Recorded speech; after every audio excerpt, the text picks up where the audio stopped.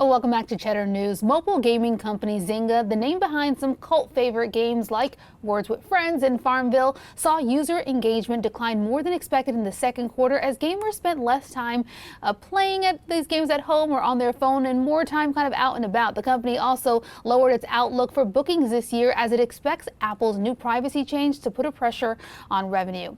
Joining us now is Zynga's COO Matt Bromberg. Matt, thank you so much for being here. I want to talk all those things that we just mentioned there, but I want to start here with the bright spot for the company. Can you talk about bright spots in the earnings report and in the outlook going forward?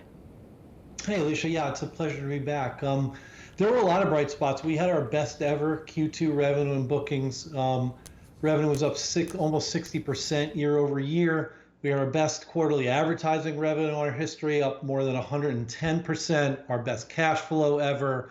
So this was an incredibly strong Q2 for us. As a whole, we closed one acquisition in Chartboost, an advertising technology company, and we announced a second acquisition, the acquisition of a game called Golf Rivals, a tremendously talented group of developers in Beijing. So there was a lot of really positive news this quarter. We know that analysts, on the other side of that, were really expecting slightly stronger revenues, maybe slightly a stronger performance on the bottom line. Can you talk about the pressures to the top and bottom line over this last quarter? And then I wonder if you can touch on comparables, how difficult or not maybe it is to kind of have the comparables of last year. Yeah, we brought down our guidance a little bit for the second half of the year, about 3%. In bookings. And it's, to your point, it's really important to remember that if you pull the camera back as a little bit, both Zynga and the industry is growing incredibly quickly. Even with the reduction in guidance on a yearly basis, we'll be up 38% year over year in revenue for the full year of 21. So incredibly strong growth. The industry is seeing a little bit of softness, driven by some of the reduction in the stay-at-home behaviors associated with COVID and a little bit of IDFA, to your point. But it's really important for everyone to remember that we're going to end up in a much better place with more users and more growth than they were before COVID began. Yeah, it does feel like a time where it's hard to get investors to wrap their head around net growth, kind of factoring that just crazy year that last year was. It, of course, was a year that none of us maybe would have saw coming on so many different levels. You kind of touched on this there, but I wonder if you can go into that guidance. We know that you brought guidance down. What were the key factors in adjusting guidance? Yeah, there are really two things. One is marketing became a little bit more expensive. We expect it to become a little bit more expensive in the second half because of Apple's IDFA changes.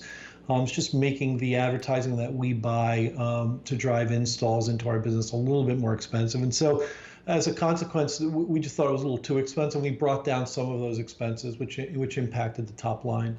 In addition, we saw it relatively late in COVID as folks start to go back outside and some of these restrictions have lifted, as I mentioned.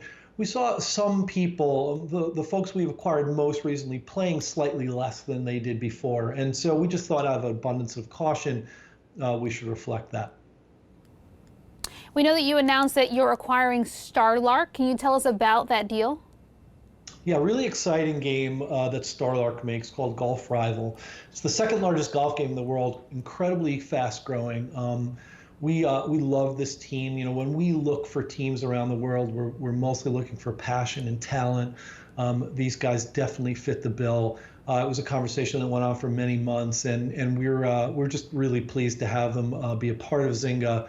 The game itself, although it's the folks who make it are in Beijing and China, the audience is almost entirely in North America and Europe, so it's not a Chinese game per se. But we love the team, and we love having some really talented folks in that part of the world and expanding our footprint. Really quickly before I let you go here, can you talk about the pipeline, any future acquisitions in the pipeline, future games? Maybe if you can't go into specificity, what's the volume activity there in terms of, potential acquisitions and pipeline for games? Yeah, I mean, as this quarter would indicate, with the two deals that we talked about, we continue to be very aggressive, and we're going to continue to be in the M&A marketplace. This market is consolidating, and and we see ourselves as one of the consolidators. So we will continue to be really aggressive, and we've got some amazing new games coming out. We'll be launching the new Farmville game in Q4. And we have a pretty spectacular Star Wars game coming out in 22. So there's a lot to look forward to. More games coming out. That's certainly, what investors want to hear, and then what I'm sure your users want to hear in terms of their ability to kind of try out some of these new games. Thank you so much, Zynga's COO Matt Bromberg.